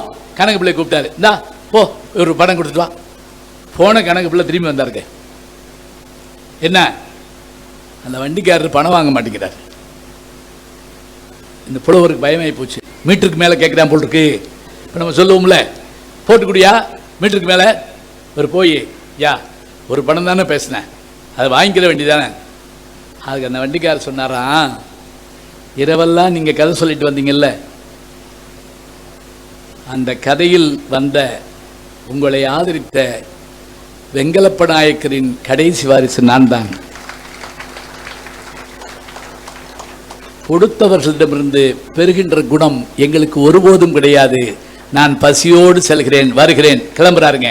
பரம்பரை குணம் தலைப்பு பாருங்க, பரம்பரை குணம். இதை நீங்க புத்தகத்தில் படிக்கிறாங்க. சொல்றத கேட்குறப்ப என்ன சந்தோஷமா இருக்கு. இது வேணும், இதுக்கு தான் இலக்கியம். இந்த இலக்கியத்தை படிக்கிறதுக்காக தான் நம்ம வர்றோம். நேரம் ஆயிடுச்சு. எப்போவுமே மிகச்சிறப்பான பேச்சுன்னு என்ன அர்த்தம்னா, சரியான நேரத்தில் முடிக்கணும். 1000 வேலைகள், அவர் கையெழுத்துக்கு எத்தனை ஃபைல்கள் காத்திருக்கு. அவர் உட்கார்ந்துருக்காருன்னு சொன்னால் உண்மையிலேயே அவருடைய தாய்மொழி தெலுங்காக இருக்கலாம், கன்னடமும் கலிதெலுங்கும் கவின் மலையாளமும் துளுவும் முதிரத்தை தோன்றியது. மனோன்மை சுந்தரனார் சொன்னார், சுந்தர தெலுங்கினில் பாட்டி செத்து தோணிகள் ஓட்டி விளையாடி வருவோம்னு சொல்லி பாடுறாருன்னு சொன்னால் நம் மொழிங்க எல்லா மொழியும். அதுதான் சிறப்பு. 1000 வேலைகள் இருந்தாலும் அதை முடிச்சிடணும். அந்த வேலைகளுக்கு நடுவில் கேட்கணும். எனக்கு நேரம் இல்லைன்னா சொல்லாதீங்க, நேரத்தை உருவாக்கணும். கிடைக்க முடியாத நேரங்கள் வரணும். ஒரு செய்தியை நான் சொல்லி முடிச்சிடுறேன். என்னுடைய யூடியூப் சேனல் நீங்கள் பார்த்துருப்பீங்க. பார்த்துருந்தாலும் கேட்டிருந்தாலும் திரும்ப சொல்கிறேன். ஏன் தெரியுமா? கேட்ட பாட்டை திருப்பி கேட்போம் நல்லா இருந்தா, கேட்ட கதையை திரும்பி படிப்போம் நல்லா இருந்தா, மீண்டும் அந்த உணர்வு வருவதற்காக நாம் அந்த விஷயத்தை பார்ப்போம். இப்போ இங்கெல்லாம் பேசி முடித்த உடனே நன்றி வணக்கம், நன்றி ஒரு சொல்ல ஒருவர் கிளம்பிடுவோம். மேல்நாடுகள் இந்த பழக்கம் கிடையாதுங்க. என்ன தெரியுமா? 20 நிமிஷம் பேசினா 20 நிமிஷம் கேள்வி கேட்கணும் கீழே இருந்து. நம்ம ஊரில் தான் அப்படி வரணும். அப்போ தான் கொஞ்சம் பேர் பேச வர மாட்டாங்க. அங்கே போனால் கேள்வி கேட்பாங்களா? கேட்கணுங்க, கேள்வி கேட்கணும். கேட்டால் தான் கேளுங்கள் தரப்படும்னார் ஜீசஸ். நீ கேளு, அப்போ தானே உனக்கு தரும். ஒரு நான் வகுப்புக்குள்ள நுழையிறேன், செகண்ட் இயர் படிக்கிற ஒரு பொண்ணை எந்திரிச்சு, ஐயா ஆடு மாடு காலில் தான் நடக்குது, நம்மளும் காலில் தான் நடக்கிறோம், ஆனால் அதை கால்நடைன்னு சொல்கிறாங்க, நம்மளை கால்நடைன்னு சொல்கிறதில்ல. ஏய்யா எனக்கு பிபி ஏறிடுச்சுங்க, சிலபஸில் கிடையாது. அது கேட்ட உடனே உயிரே போயிடுச்சு எனக்கு. உட்கார் சொல்கிறேன், ஒரு அட்டண்டன்ஸ் எடுக்கிறேன், என்னென்னமோ செய்கிறேன், ஆனால் கேள்விக்கு பதில் தேடிக்கிட்டே இருக்கேன். அது காலில் தான் நடக்குது, அதை கால்நடைங்கிறோம், நம்மளும் காலில் தான் நடக்கிறோம், நம்மளை ஏன் கால்நடைன்னு சொல்ல? வாரியார் சாமி சொன்னது எனக்கு ஞாபகம் வந்தது, நல்லா ஞாபகம் வச்சுக்கங்க. எப்போவுமே ஒரு மேற்கோள் காட்டினா இன்னாருதுன்னு சொன்னா தான் அவன் உத்தமன், ஞாபகம் வச்சுக்கோங்க. எல்லாத்தையும் எடுத்து என் பிள்ளைன்னு சொல்லக்கூடாது. சில பேர் பாரதியார் பாட்டை அவன் பாட்டுக்குறாங்க. பாரதியார் பாட்டோ அவர் எப்படி எழுதியிருக்காரா அப்படிங்கன்னா, அவர் எப்படி எழுதுவாரு, அவருக்கு தான் நீ சொல்ற. வாரியார் சாமி என்ன சொன்னார் தெரியுங்களா? மேடையில் சொன்னது எனக்கு ஞாபகம் வந்தது. இப்போ நம்ம எங்கேயாவது போகிறோம்னு வைங்களேன், எங்கே போகிறீங்கன்னு கேட்டால் 10 பதில் வச்சுருப்போம். கடைக்கு போகிறேன், வேலைக்கு போகிறேன், சொந்தக்கார வீட்டுக்கு போகிறேன், புத்தக திருவிழாக்கு போகிறேன், சினிமாவுக்கு போகிறேன், இவ்வளவு சொல்லுவோம். நம் மனம் தீர்மானிப்பதன்படியாக நாம் செல்வோம். ஒரு ஆடோ மாடோ மற்றவையோ அவற்றுக்கு மனம் என்கின்ற ஒன்று இல்லாத காரணத்தால் அது கால் போகிற போக்கில் போவதால் அதற்கு கால்நடை என்று பெயர். மனம் தீர்மானிப்பதால் நமக்கு மனிதன் என்று பெயர். ஞாபகம் வச்சுக்கோங்க, அவ்வளோதான். நாம் ரசிச்சுக்கிட்டு இருக்க. இப்போ நான் அந்த இங்கே பார்க்குறேன், நின்று கூட பல பேர் கேட்குறாங்க, உட்கார்ந்து பல பேர் கேட்குறாங்க. கேட்கணும், கேட்டுக்கிட்டு இருந்தால் தான் அதனுடைய சிறப்பு நமக்கு நல்லா இருக்கும். மனம்ங்கிற ஒரு விஷயம் எப்படிப்பட்டது? அமெரிக்கன் காலேஜில் ஒரு புத்தக வெளியீடு, அன்றைக்கி MS விஸ்வநாதன் வந்திருக்காரு, இசையமைப்பாளர் வந்திருக்காரு. நான் நூலை முடித்து வெளியிட்டு ஒரு விஷயத்தை பேசுகிறேன் கண்ணதாசனை பற்றி. பழனின்னு ஒரு படம் வந்தது, எப்பயாவது டைம் இருந்தால் பாருங்கள். பழனி 4 அண்ணன் தம்பி கதை. அந்த படத்தில் வரக்கூடிய ஒரு பாட்டை சொல்கிறேன். எப்படி அப்படின்னா, அண்ணனை தம்பிகள்லாம் கைவிட்டாங்க, தெருவில் நிற்கிறார், உறவெல்லாம் விட்டு போச்சு. அப்படிப்பட்ட சூழலில் பாட்டு எழுதணும். கண்ணதாசனுக்கு அதே சூழல் இருந்துச்சு. அவர் எப்படி சம்பாதிச்சார் தெரியுங்களா? இந்தியாவின் ஜனாதிபதியை போல் சம்பாதித்தார். வலம்புரி ஜான் எழுதுறாரு. உடனே நம்ம கை தட்டுறோம், ஆகா பிரமாதம், இந்தியாவின் ஜனாதிபதி போல் சம்பாதித்தார். ஆனால் இந்தியாவை போல் கடன் வாங்கினார். அடுத்த வார்த்தை, ஜனாதிபதியை போல் சம்பாதிச்சார், சரி, கடன் வாங்கினது நிதி, அப்போ அவ்வளோ கடன் இருக்கு.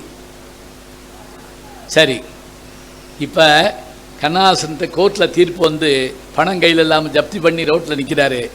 அப்போ ஒரு கார் வந்து நின்று அவரை கூப்பிட்டு பாட்டு எழுத கூப்பிடுறாங்க. போகிறாரு, என்ன சிச்சுவேஷன் கேட்குறாரு. ஒருத்தர் அவங்க சொந்தக்காரங்கெல்லாம் கைவிட்டாங்க, அவர் தெருவில் நிற்கிறாரு, இதுக்கு பாட்டு எழுதுங்க. அவர் சொன்னார், இது பாட்டில் என் வாழ்க்கையா, எழுதிக்கோ. அண்ணன் என்னடா, தம்பி என்னடா, அவசரமான உலகத்திலே ஆசை கொள்வதில் அர்த்தம் என்னடா, காசு இல்லாதவன் குடும்பத்திலே வாழும் போதிலே கூட்டம் கூட்டமாய் வந்து சேர்கிறார் பாரடா, வறண்ட வீட்டிலே உடைந்த பானையை மதித்து வந்தவன் யாரடா. இந்த பாட்டுக்கு நடுவில் ஒரு 4 வார்த்தையை சொன்னங்க. அப்படியே கண்ணீர் விட்டு அழுதுட்டாரு விஸ்வநாதன். நான் பாடலை, ஞாபகம் வச்சுங்க, எனக்கு பாட தெரியாது. என்னை அறிமுகம் பண்ணவர் சொன்னார் அழகா, ஞான சம்பந்தம் இப்போ பாடினார். அது என்ன தெரியல, அந்த கதை ஒரு வார்த்தை சொல்லிவிடுறேன். எங்கள் ஊரில் எங்கள் அப்பா திருமுறை கழகம் வச்சு நடத்தினார். ஒரு நாள் நாகர்கோயிலேருந்து ஒரு மடாதிபதி வந்திருந்தார், தலைமை தாங்க. கடவுள் வாழ்த்து பாடுற ஓதுவார காணோம். எனக்கு அப்போ ஒரு 3 வயசு இருக்குது, நான் பள்ளிக்கூடம் போகல. அப்போல்லாம் 3 வயசில் பள்ளிக்கூடம் போக முடியாது, 6 வயசு ஆகணும். இந்த கையை கொண்டு இப்படி தொட்டாதான் விடுவாங்க. எங்கள் அப்பா என்கிட்ட நீ பாடுறியா அப்படின்னார் கடவுள் வாழ்த்து. டக்குன்னு மைக்கை பிடிச்சேன். அப்போவே எனக்கு அந்த ஆசை இருந்திருக்கு, மைக் ஆசை. தோடுடைய செவியன் விட ஏறி ஒரு தூவன் சூடி காடுடைய சுடலை பொடிபூசியன் உள்ளம் கவர் கல்வன் ஏடுடைய மலரால் முனை நாட்பணிந்து ஏற்றவர் செய்த பீடுடைய பெருமாவர் மேவிய பெம்மானிவன் அன்றேன்னு திருஞான சம்பந்தருடைய முதல் பாட்டை பாடி முடிச்சிட்டேன். அந்த மடாதிபதி அப்படியே ஆச்சரியமாக பார்த்துக்கிட்டே இருந்து, யார் பையன்? எங்கள் அப்பா, என் பையன். பேர் என்ன? எங்கள் குலதெய்வம் அங்காளேஸ்வரி. இப்போ வெம்பக்கோட்டை அகலாய்வு வச்சுருக்காங்கல்ல, அந்த வெம்பக்கோட்டை எங்கள் குலதெய்வம் இருக்கிற ஊர் அங்காளேஸ்வரி. அங்குச்சாமின்னு பேர் வச்சுருக்கோம். உடனே அந்த மடாதிபதி சொன்னார், அங்குச்சாமி இருக்கட்டும், ஞானசம்பந்தன்னு பேர் வைங்க. ஒரே பாட்டில் பேர் வாங்கின ஒரே ஆள் நான் தான். அதுக்கு பிறகு பாடலை, உலக நன்மை கருதி பாடலை. எதுக்கு பாடணும்? அதான் பேர் வாங்கியாச்சுல. சரி, அதை செஞ்சுருக்கலாம். அது சினிமாவில் செஞ்சுக்கிட்டு இருக்கேன். ஆமாம், நீங்கள் சொல்கிற எல்லாமே செஞ்சுக்கிட்டே இருக்கேன், கவலைப்படாதீங்க. சரி, அந்த பாட்டு 4 வரி என்ன சொன்ன தெரியுங்களா? கோழி குஞ்சு பொறிக்குது, அது கழுகு தூக்கிட்டு போகாமல் பார்த்துக்கிறது. யாராவது தொட்டா போய் கொத்துது. தன் குஞ்சுகளுக்காகவே அந்த தாய் வாழுது. ஆனால் ஒரு குறிப்பிட்ட காலத்தில் அந்த குஞ்சுகள்லாம் பிரிஞ்சு போயிடுது. அந்த கோழி கவலைப்படுறதே இல்லை. பெட்டை கோழிக்கு கட்டுச்சேவலை கட்டி வைத்தவன் யாரடா? அவை 8 குஞ்சுகள் பெற்றெடுத்தவன் சோறு போட்டவன் யாரடா? வளர்ந்த குஞ்சுகள் பிரிந்த போதிலும் வருந்தவில்லையே தாயடா. மனித சாதியின் துயரம் யாவுமே மனதினால் வந்த நோயடா. யாரு? கண்ணாசன். நமக்கு துயரம் வருவது மனதால். சொன்ன உடனே எந்திரிச்சு மேலே பார்த்து அழுதாருங்க. யார்? விஸ்வநாதன் ஐயா. நான் போய் அவர் கையை பிடிச்ச, ஐயா நீங்கள் தானே இசையமைச்சிங்க, ஏன் அழுகிறீங்க? இல்லையா, இப்படியெல்லாம் எழுத இன்னொரு கவிஞன் தமிழ்நாட்டுக்கு கிடைப்பானா? அவருக்கு தாய்மொழி மலையாளம். நல்லா இங்கே வச்சுக்கோங்க. யாருக்கு? விஸ்வநாதனுக்கு. இந்த மனம் இத்தனை பெருமைகளை உடையது. இந்த மனத்துக்கு இத்தனை தன்மை உண்டு. சரி, நான் முடிக்க போகிறப்ப சொன்னல, அமெரிக்காவில் பேசி முடிக்கிறேன். ஒரு 200 பேர் இருக்கிற கூட்டம், கேள்வி பதில் நிகழ்ச்சி. ஒருத்தர் எழுந்திரிச்சார், பெர்முடாஸ் போட்டிருக்காரு. அதெல்லாம் சாதாரண கண்ணாடி போட்டிருக்காரு, காதில் அந்த இதெல்லாம் வச்சுருக்காரு. அந்த கேள்வியே அசால்ட்டாக வருது. ஆமாம், தமிழ் படிங்க, இலக்கியம் படிங்க அப்படிங்கிறீங்க, படிக்காட்டி என்ன? படிக்காட்டி எவ்வளோ சம்பளம் தெரியுமா எனக்கு? 15 லட்சம். பில்கேட்ஸ் கம்பெனியில் வேலை பார்க்குறேன். 15 லட்சம். தமிழ் படிக்கல, இலக்கியம் படிக்கல, கெட்டு போயிட்டேனா? எதுக்கு படிக்கணும்? இந்த கேள்விக்கு என்ன பதில் சொல்லுவீங்க? எல்லாருக்கும் கூட கொஞ்சம் சங்கடமாக இருந்துச்சு. என்னடா இப்படி படக்குன்னு கேள்வி கேட்டுவிட்டாங்களே. நான் உடனே, நியாயமாக சொல்கிறீங்க, நீங்கள் வாங்குகிற சம்பளம் நான் கூட வாங்கினதில்லை, எதுக்குன்னு கேட்டிங்களா? அதுக்கு மாத்திரம் பதில் சொல்கிறேன். எங்கள் ஊரில் ரொம்ப நாளைக்கு முதல்ல, 40 வருஷத்துக்கு முதல்ல ஒரு பெரிய பணக்காரர் பண்ணையார் வீட்டில் ஒரு சின்ன துக்க சம்பவம் நிகழ்ந்து போச்சு. அவர் ஊருக்கு உபகாரம் பண்ணுறவர். அந்த காலத்திலே அவங்க வீட்டில் 4 கார் நிற்கும். அவங்க பிள்ளைகள் எல்லாம் டாக்டர்கள். மகன், மகள், மருமகன் எல்லாருமே டாக்டர்கள். ஒரு பெண்ணு கல்யாணம் ஆகாத பொண்ணு. அந்த பொண்ணுக்கு உடல் நலம் அடிக்கடி பாதிக்கப்படும். ஒரு நாள் எல்லாரும் வெளியில் போயிருக்காங்க, திருமணத்துக்கு போயிருக்காங்க, பிள்ளைகள் மருமகன் எல்லாம் போயிருக்காங்க, கார்லாம் வெளியே போயிருக்கு. இவர் உட்காந்து ஏதோ படிச்சுட்டு இருக்காரு. அந்த சின்ன பிள்ளைக்கு உடம்பு முடியாமல் போச்சு. கைகளெல்லாம் சுண்டி சுண்டி இழுக்குது, வாயில் நுரதல்லுது, கத்துறாரு, கதறாரு. ஆட்கள் வர்றாங்க, என்ன செய்யறது தெரியல. நகரத்துக்கு வர்றதுன்னா 40 கிலோமீட்டர் வரணும். கண்ணுக்கு எதிர அந்த பெண்ணோட உயிர் பிரியறதா பார்க்குறாரு. அதனால் என்ன நஷ்டம் தெரியுமா? அதுக்கு பிறகு 1 மாதம் அவர் யார்த்தையும் பேசலை, சரியாக சாப்பிடல. அவர் பேசாததுனால என்ன நஷ்டம்னா, பள்ளிக்கூடங்களுக்கான நிதி கிடைக்காம போச்சு, கோயில்களுக்கான விளக்கேற்ற எண்ணெய் இல்லாமல் போச்சு, ஊருக்கு உபகாரம் பண்ண வேண்டிய செயல்கள் நின்று போச்சு. ஊர்க்காரங்கள்லாம் சேர்ந்து அவரை என்ன அந்த துக்கத்திலிருந்து எப்படி மீட்கிறது அப்படிங்கிறதுக்கு என்னென்னமோ செய்கிறாங்க, கூட்டு வழிபாடு பண்ணுறாங்க, என்னென்னமோ. சரி, எல்லாத்துலேயும் அவர் அப்படியே ஜடம் மாதிரி உட்காருவார், அவ்வளோதான். அப்போ நான் அப்போ தான் பேச வந்துக்கிட்டு இருக்கேன். என்னை கூப்பிட்டு போகிறாங்க, நீங்கள் அங்கே பேசணும். நல்லா கவனிச்சுக்கங்க, நான் அங்கே போய் நகைச்சுவையால் அவரை குழுங்க சிரிக்க வைக்கவில்லை. திரும்ப திரும்ப சொல்கிறேன், எல்லா இடத்துலையும் ஜோக் சொல்லிட்டு போயிட்டோம்னு நினச்சிக்கிறாதீங்க. ஜோக் சொல்லணுமா? சொல்லுவேன். ஜோக்குனால ஒரு விஷயத்தை ஜெயிக்க முடியுமா? ஜெயிக்கலாம். அதுக்கு மேலே ஒன்று இருக்குது, இப்போ காட்டுறேன் பாருங்க. என்னை கூப்பிட்டு போகிறாங்க. நான் போய் தெரிஞ்சுக்கிட்டேன் அவருடைய சூழல் என்னன்னு. நான் பேச ஆரம்பித்த பிறகு அவர் என்னை கவனிக்கவே இல்லைங்க. சும்மா அந்த போடியத்தை பார்த்த மாதிரி பார்த்துக்கிட்டு உட்காந்தார். நான் பேச ஆரம்பித்தேன். என்ன பேசுனேன் தெரியுமா? எங்கள் அப்பா எனக்கு அதிகமாக சொல்லி கொடுத்தது எதுன்னு கேட்டால் வில்லி பாரதம். என்னுடைய மாணவர் மாரிராஜ் வில்லிபாரத்தில் ஆராய்ச்சி பண்ணி என்கிட்ட பட்டம் வாங்கியிருக்காரு. என்கிட்ட 65 பேர் எம்ஃபில் பட்டம் வாங்கியிருக்காங்க. ஞாபகம் வச்சுக்கோங்க. 16 பேர் டாக்டர் பட்டம் வாங்கியிருக்காங்க. சும்மா சினிமாவுக்கு நடிக்க போயிடல, வேலையை பார்த்து தான் போயிருக்கேன். இப்போ வில்லிபாரத்திலிருந்து ஒரு பாட்டு எடுத்தேன். 13ஆம் நாள் போர் சருக்கம். 13ஆம் நாள் போர் சருக்கன்னா சாதாரணம் இல்லை. அன்னைக்கு தான் அர்ஜுனன் மகன் அபிமன்யு கொல்லப்படுறான். சக்கரவர்த்திக்குள்ளே போயிடுறான். வெளியே வர தெரியல. ஏன்னு கதை உங்களுக்கு தெரியுமா? ஏன்? அவங்க அம்மா வயிற்றில் இருக்கப்ப அவங்க அந்த பெண்மணியினுடைய அண்ணனான கிருஷ்ண பரமாத்மா கதையை சொல்லிட்டே வர்றாரு. சக்கரவர்த்திக்குள்ளே போகிறத இவ தூங்கிட்டா உள்ள இருக்கக்கூடிய குழந்தைன்னு கேட்குது. இதை நாங்கள் வில்லிவாரத்தில் சொன்னால் கேட்க மாட்டீங்க. இன்னைக்கு ஒரு டாக்டர் சொன்னால் டக்குன்னு ஒத்துக்குருவோம். இன்னொன்று இப்படி வச்சு பார்த்தா குழந்தையுடைய இதய துடிப்பு கேட்குது. இந்த பையன் உள்ளே போயிட்டான். சுற்றி நின்று அடிக்கிறாங்க. அன்னைக்கு மாதிரியான ஒரு கொடூரமான போர் எப்பவும் நிகழ்ந்ததில்லை. துரோணர் அந்த வேலையை செய்கிறார். பீஷ்மர் இல்லை, 13ஆம் நாள் தான் 10ஆம் நாளே அவர் விழுந்துட்டார். துரோணர், கிருபர், துரியோதனன், துச்சாதனன், சகுனி, கர்ணன் ஒத்த ஆள் அடிக்கிறாங்க. அவன் அசரலை, அத்தனை மாதிரி அலற வச்சான். அவனுடைய எல்லாவற்றையும் உடைக்கிறாங்க. அவ்வளவையும் தாங்குறான். தேர் போயின பறிபோயின சிலை போயின சிறுவன். தேர்னா அவன் உட்கார்ந்துருக்கிறது, பரினா குதிரை, சிலைனா எது வில்லு. அப்படி அசராம சண்டை போடுறான். கடைசியா என்ன பண்ணா அப்படின்னா, அந்த அத்தனை பேர் சுற்றி நின்று அவனை கொண்டு போடுறாங்க. செயத்திரதன்கிறவன் என்ன பண்ணுறான், அபிமன்யுவை கொண்டு விட்டான். இப்போ அவன் கீழே கிடக்கிறான். சூரிய மறைய போகுது. இந்த நேரத்தில் கவிக்கூற்றுன்னு ஒன்று போடுறாருங்க. நீங்கள் கவிக்கூற்றுனா என்னென்னா உங்களுக்கு விளங்குற மாதிரி சொல்கிற பாருங்க.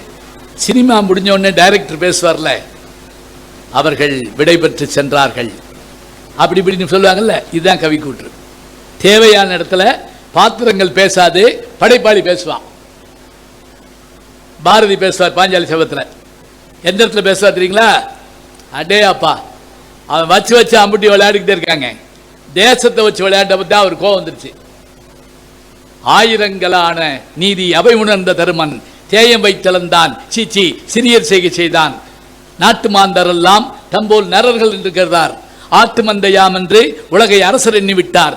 காட்டு உண்மை நூல்கள் பலதாம் காட்டினார்களேனும் நாட்டு ராஜ்ய நீதி மனிதர் நன்கு செய்யவில்லை. இப்படி பேசிக்கிட்டே போவாருங்க பாரதியார். சொல்லிட்டு சாரமற்ற வார்த்தை மேலே கவிதை சொல்லிவிட்டோம், வா வா கதை சொல்ற கேள்னு போவார். வில்லிபுத்தூரார் பேச ஆரம்பிக்கிறாருங்க. என்ன சொல்றாரு தெரியுமா? இந்த விழுந்து கிடக்கிறானே இந்த பையன் யார் தெரியுமா? இவங்க அப்பா. முதல்ல இப்படி ஆரம்பிக்கிறார். இவங்க தாய் மாமா யாருன்னு கேட்டா, இந்த உலகத்தையே காப்பாத்துறோம்னு சொல்லக்கூடிய கிருஷ்ண பரமாத்மா. இவங்க அப்பா யாருன்னா உலகத்தையே ஜெயிக்கக்கூடிய அர்ஜுனை. இவங்க பெரியப்பா யாருன்னு கேட்டா 1000 யானை பலமுடைய பீமே.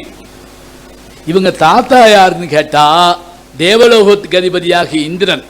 இத்தனை பேர் இருந்தும் கூட, கடவுளே தாய்மாமனாக இருந்தும், அர்ஜுனன் தந்தையாக இருந்தும், பீமன் பெரியப்பனாக இருந்தும், இந்திரன் தாத்தாவாக இருந்தும், ஒரு பையன் இங்கே செத்து கிடக்கிறான்னா இந்த உலகத்தில் விதி என்று ஒன்று இருக்கத்தானே செய்கிறது. சொல்லி முடிச்சாங்க. அவர் கண்ணில் இருந்து கண்ணீர் கொட்டுது. எந்திரிச்சு வந்து என் கையை பிடிச்சிக்கிட்டார். அன்னைக்கு தான் பேசுகிறார் அவர். ஒரு மாதத்துக்கு பிறகு என்ன பேசினார் தெரியுமா? நான் இத்தனை நாளாக என்ன நினச்சிக்கிட்டு இருந்தேன் தெரியுமா ஐயா? கார் இருந்தால் காப்பாற்றிருக்கலாமோ, டாக்டர் இருந்தால் காப்பாற்றிருக்கலாமோ, அவங்க இருந்தால் காப்பாற்றிருக்கலாமோ, இவங்க இருந்தால் காப்பாற்றிருக்கலாமோ, இப்படிலாம் நினச்சேன். ஆனால் நீங்கள் சொல்கிறத பார்த்தா கடவுள் தாய்மாமனாக இருந்தும், அவன் சொந்தக்காரனாக இருந்து, இவன் அப்பாவாக இருந்தும், இவன் தாத்தாவாக இருந்தும் ஒருத்தனுடைய மரணத்தை தவிர்க்க முடியவில்லை என்று சொன்னால் விதியை மிஞ்ச முடியாதுங்கிற விஷயத்தை நான் இத்தனை நாள் உணராமல் இருந்தேன் என்று அவர் கண்ணீர் விட்ட காட்சியை நான் பார்த்தேன். அந்த பாட்டையும் சொன்னேன். மாயனாம் திருமாமன், தனஞ்சயனாம் திருத்தாதை, வானோர்க்கெல்லாம் நாயனாம் பிதாமகன் மற்றும் ஒரு கோடி அன்பர்கள் நண்பாய் வந்தும் சேயனாம் அபிமன்வி சேயத்திரதன் கைப்படுவான் செயற்கை வெவ்வேறு ஆயனால் அபிநயை வெல்லும் வகை யார் வல்லாரோ. இதை சொல்லிட்டு அந்த கேள்வி கேட்ட ஆள்கிட்ட சொன்னேன், அந்த மனித மனத்தை கரைய வைத்தது நான் கற்ற இலக்கியம் என்று சொன்னால் மனிதர்களை மனிதர்களாக மாற்றுவதற்கு நாம் இலக்கியத்தை படிக்கிறோம் சொன்னோன்னே அவர் எந்திரிச்சு நின்று கும்பிட்டாருங்க. இதை பிள்ளைகளுக்கு சொல்லுங்க, இதை மனசுக்குள்ள எடுத்துக்கங்க, ரசியுங்கள். நன்றி, வணக்கம். வணக்கம். அன்புக்குரிய யூடியூப் நேயர்களே, நீங்கள் இன்னும் என்னை நெருக்கமாக பின்தொடர வேண்டும் என்று சொன்னால் ட்விட்டர், இன்ஸ்டாகிராம், ஃபேஸ்புக் போன்ற சமூக வலைதளங்களில் பின்தொடர்ந்து வாருங்கள். நாம் முன்தொடர்ந்து செல்வோம்.